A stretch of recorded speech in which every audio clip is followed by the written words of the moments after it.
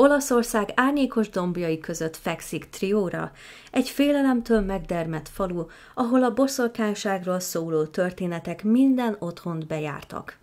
1587-ben furcsa betegségek gyötörték az embereket, titokzatos lázak, rémálmok és a termés egyik napról a másikra elszáradt.